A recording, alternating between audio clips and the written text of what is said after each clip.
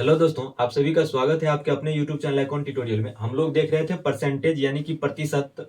तो आज प्रतिशत का जो है दूसरा क्लास होगा। तो चलिए देखते हैं, बारी बारी से जो है हर एक टाइप के प्रश्नों को देखेंगे। तो सबसे पहले पहला क्वेश्चन देखते हैं। पहला क्वेश्चन आप लोग को स्क्रीन पे दिख रहा होगा। पहला क्वेश्चन है कि दो संख्या तीसरी संख्या से क्रमशः 20% और 50% से अधिक है। ज्ञात कीजिए पहली संख्या दूसरी संख्या का कितना प्रतिशत है। क्वेश्चन में कह रहा है तीसरी संख्या से अधिक है, तो जिस संख्या से अधिक कहे ना उस संख्या को सबसे पहले कुछ मान लीजिए। तो तीसरी संख्या से अधिक कह रहा है तो तीसरी संख्या को क्या करेंगे कि 100 मान लेंगे। और 100 इसलिए माने हैं क्योंकि प्रतिशत का तुलना 100 से किया जाता है। अब देखिए कह रहा है तीसरी संख्या से क्रमशः, तो क्रमशः का मतलब लगातार। तो तीसरी संख्या से 20% अधिक है तो 120 हो जाएगा, क्योंकि 100 तो तीसरी संख्या और इससे कह रहा है 20% तो 120 हो जाएगा। उसके बाद आगे कहता है क्रमशः 50%, तो 50% अधिक होने का मतलब 150 हो जाएगा, क्योंकि तीसरी संख्या 100 और इससे 50% तो 150 हो जाएगा। उसके बाद आगे क्वेश्चन में कह रहा है कि ज्ञात कीजिए पहली संख्या दूसरी संख्या का कितना प्रतिशत है, यानी दूसरी संख्या का कितना प्रतिशत है। तो जिस संख्या के साथ का लगा रहेगा, तो ये तो दूसरी संख्या है और ये पहली संख्या है, तो जिस संख्या के साथ का लगा रहेगा वो संख्या नीचे लिखाएगा, ठीक ना। तो दूसरी संख्या के साथ का लगा है तो दूसरी संख्या नीचे लिखाएगा। और 120 के साथ तुलना करने के लिए कह रहा है तो 120 ऊपर। उसके बाद प्रतिशत निकालना है तो 100 से गुना करेंगे। अब 0 से 0 खत्म और 5 दिया 15 और 5 दूनी 10 यानी 0। उसके बाद 3 चौके 12 यानी कि हो जाएगा आपका आंसर कितना, 4 दूनी 8 यानी कि 80% हो जाएगा, ठीक ना। देखते हैं अगला क्वेश्चन। अगला क्वेश्चन है कि दो संख्या तीसरी संख्या से क्रमशः 50% और 20% अधिक है। दूसरी संख्या पहली संख्या का कितना प्रतिशत कम है। इस बार कम पूछ रहा है। देखिए क्वेश्चन में क्या है, तीसरी संख्या से क्रमशः, तो तीसरी संख्या को फिर क्या करेंगे कि कुछ मान लेंगे। तो तीसरी संख्या को क्या मानेंगे कि 100 मान लेंगे। उसके बाद क्वेश्चन में कह रहा है कि 50% और 20% अधिक है। तो 50% यदि इससे अधिक होगा तो इसका मतलब 150 रहा होगा। उसके बाद कह रहा है फिर 20% अधिक है, इसका मतलब 120 रहा होगा। 100 से यदि 50% अधिक होगा तो 150 होगा और इससे यदि 20% अधिक होगा तो 120 होगा। उसके बाद आगे कह रहा है कि दूसरी संख्या पहली संख्या का, पहली संख्या में इस बार का लगा हुआ है, यानी कि पहली संख्या तो ये है और दूसरी संख्या ये होगा। तो पहली संख्या में इस बार का लगा है तो इसका मतलब पहली संख्या नीचे में लिखाएगा। उसके बाद कह रहा है कितना कम है। यदि कम और अधिक का बात करें तो ऊपर में जो लिखाएगा वो इन दोनों का अंतर लिखाएगा, यानी जिसका बात करेगा उन दोनों का अंतर लिखाएगा। तो इन दोनों संख्या में अंतर कितना है, 30 का अंतर है। तो 30 और प्रतिशत निकालने के लिए 100 से गुना करते हैं। तो अब यदि 0 से 0 खत्म हो जाएगा। उसके बाद 3 पंचे 15 और 5 से यदि काटेंगे तो 5 दूनी 10 यानी कि हो जाएगा कितना प्रतिशत कम, 20% कम हो जाएगा, ठीक ना। देखते हैं अगला क्वेश्चन।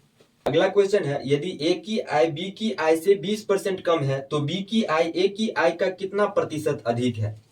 देखिए क्वेश्चन में क्या कह रहा है कि ए की आय बी की आय से, ए की जो आय है ना वो बी की आय से, यानी कि जिसके साथ बी की आय से कह रहा है ना, तो बी की आय को सबसे पहले 100% मानेंगे। अब कह रहा है बी के आय से ना 20% कम है। 20% कम होने का मतलब ए की आय 80 रहा होगा। अब यदि ए का आय 80 रहा और बी का आय 100 रहा तो फिर आगे क्वेश्चन में पूछ रहा है तो बी की आय ए की आय का कितना प्रतिशत अधिक है। बी का जो आय अधिक है ना ए की आय से, तो कितना प्रतिशत अधिक है क्वेश्चन में पूछ रहा है। तो देखिए यहां से अधिक कितना है, 20 का है रियल में। उसके बाद कह रहा है ए की आय से, यानी जिसके साथ के और से लगा रहेगा वो नीचे जाएगा। तो इस बार क्वेश्चन में देखिएगा एक बार पढ़ के ठीक से कि ए के साथ से लगा हुआ है, तो जब ए के साथ से लगा हुआ है तो ए नीचे में आएगा। और प्रतिशत निकालना है तो 100 से गुना करेंगे। अब 0 से 0 खत्म और 2 चौके 8 हो जाएगा और 4 से यदि काटते हैं तो कितना 25 हो जाएगा, यानी कि 25% अधिक है ए की आय से बी का आय, ठीक ना। देखते हैं अगला क्वेश्चन। अगला क्वेश्चन है कि किसी विद्यालय में लड़के तथा लड़कियां जो है वो 3:2 के अनुपात में है। यदि 20% लड़के तथा 30% लड़कियां छात्रवृत्ति लेने वाली हो तो छात्रवृत्ति ना लेने वाले विद्यार्थियों का प्रतिशत कितना है।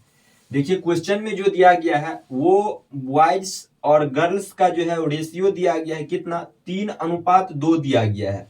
और कह रहा है कि 20% लड़का को छात्रवृत्ति मिलेगा और 30% लड़की को छात्रवृत्ति मिलेगी। तो सबसे पहले देखिए क्वेश्चन को आसान बनाने के लिए ना यहां भी 0 और यहां भी 0 लिख सकते हैं, क्योंकि 0 से 0 खत्म हो जाएगा तो फिर तो 3 2 ही बचेगा।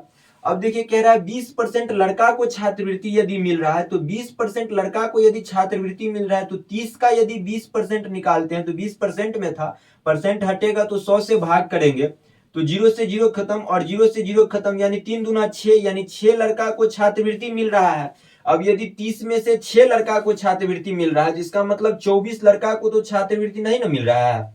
फिर आगे क्वेश्चन में कह रहा है कि 30% लड़की को छात्रवृत्ति मिलेगा। यदि 30% लड़की छात्रवृत्ति प्राप्त करने वाली है तो 20 का यदि हम 30% निकालते हैं तो कितना हो जाएगा, 20 का 30% निकालेंगे तो 0 से 0 खत्म, 0 से 0 खत्म, यानी 3 दूना 6 लड़की जो है छात्रवृत्ति प्राप्त करने वाली है। यदि 6 लड़की छात्रवृत्ति प्राप्त कर रही है तो इसमें से 14 लड़की जो है वो छात्रवृत्ति प्राप्त नहीं करेगी। अब यदि 14 लड़की को छात्रवृत्ति नहीं मिल रहा है तब क्या करेंगे, फिर क्वेश्चन में पूछ क्या रहा है आगे कि छात्रवृत्ति न लेने वाले विद्यार्थियों का प्रतिशत कितना है। तो देखिए 24 लड़का और 14 लड़की जो है जो छात्रवृत्ति जिन्हें नहीं मिल रहा है, तो 20 और 10 30 और 4 4 8, यानी कि टोटल 38 लड़का लड़कियां हो जाएगी जिसे छात्रवृत्ति नहीं मिल रहा है।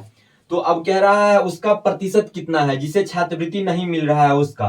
तो जिसका छात्रवृत्ति नहीं मिल रहा है यानी कि 38 लड़का लड़की को छात्रवृत्ति तो नहीं मिल रहा है तो वो ऊपर में और टोटल नीचे में लिखाएगा। तो टोटल कितना है 30 और 20 यानी कि 50। उसके बाद प्रतिशत निकालना है तो 100 से गुना करेंगे। देखिए 0 से 0 खत्म और 5 दूनी 10 हो जाएगा और 38 दूना कितना हो जाएगा, 38 दूना 76, यानी कि क्लास में 76% लड़का लड़कियां को जो है छात्रवृत्ति नहीं मिलेगा। ठीक ना। देखते हैं अगला क्वेश्चन। अगला क्वेश्चन है कि कक्षा ए में कुल विद्यार्थी कक्षा बी में कुल विद्यार्थी से 50% अधिक है, जबकि दोनों कक्षाओं में लड़कियों की संख्या समान है। कक्षा ए में 70% लड़के हैं तो कक्षा बी में लड़कियों का प्रतिशत ज्ञात करें। देखिए क्वेश्चन में क्या कह रहा है कि कक्षा ए में कुल विद्यार्थी जो है कक्षा बी के कुल विद्यार्थी से 50% अधिक है, यानी कि कक्षा ए में जो विद्यार्थी है ना वो कक्षा बी से जो है 50% अधिक है, यानी कि बी को यदि 100 मान लेते हैं तो इसका मतलब ए में 150 विद्यार्थी होगा, क्योंकि क्वेश्चन में ही कह रहा है कक्षा बी से जो है 50% अधिक है ए में। उसके बाद कह रहा है फिर क्वेश्चन में कि जबकि दोनों कक्षा में लड़कियों की संख्या समान है तो कक्षा ए में 70% लड़के हैं। देखिए कक्षा ए में यदि 70% लड़के हैं ना, यदि 70% लड़का है कक्षा ए में, इसका मतलब 30% तो लड़कियां होगी 30% लड़कियां होगी कक्षा ए में। तो यदि 150 का 30% निकालते हैं तो कितना हो जाएगा, 150 का 30% यदि निकालते हैं तो 0 से 0 खत्म और 0 से 0 खत्म, यानी कि 15 या 45 जो होगी 45 लड़की होगी। अब यदि 45 लड़की है इसमें कक्षा ए में तो क्वेश्चन में कह रहा है कि लड़का और लड़कियों की संख्या दोनों में बराबर है, यानी कि ए में जितना लड़कियां हैं उतना लड़कियां बी में है। इसका मतलब बी में भी 45 लड़की होगी।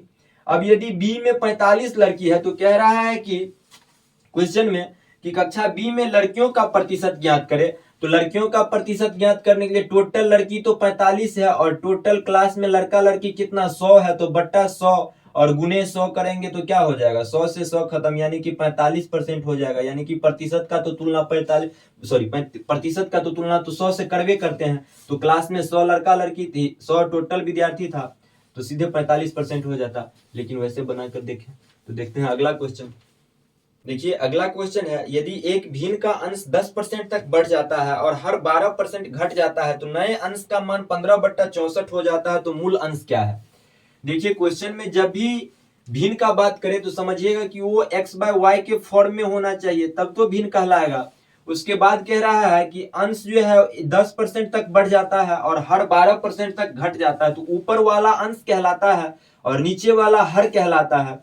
और 110% बढ़ने का मतलब होगा कि 110 हो जाएगा, क्योंकि कोई भी वस्तु अपने आप में 100% होता है और 10 बढ़ रहा है तो इसका मतलब 100 तो था ही पहले से और हो जाएगा 110। अब कह रहा है कि हर जो है वो 12% घट जाता है। अब यदि हर घट रहा है तो कोई भी वस्तु तो अपने आप में 100% होता है और घट रहा है यदि 12% तो हो कितना जाएगा, 88% हो जाएगा। उसके बाद कह रहा है इतना होने के बाद जो है नया भिन्न कितना बचता है, 15/64 हो जाता है। तो देखिए इतना होने के बाद 15/64 होगा तो दोनों बराबर हो जाएगा आपस में। अब प्रतिशत से प्रतिशत खत्म, और 11 8 88 और 11 का 11 और उसके बाद 0। उसके बाद जो है 8 8 64 और 5 दूनी 10 और 5 तिया 15। उसके बाद 2 बाय क्रॉस मल्टीपल होगा, इधर का इधर और इधर का इधर, तो 2 इधर यदि आता है तो x बाय वाई बराबर हो जाएगा 3 बट्टा कितना 16। यानी कि यही पूछ रहा था आपका, तो 3 बट्टा 16 जो होगा वो आपका आंसर हो जाएगा, ठीक ना।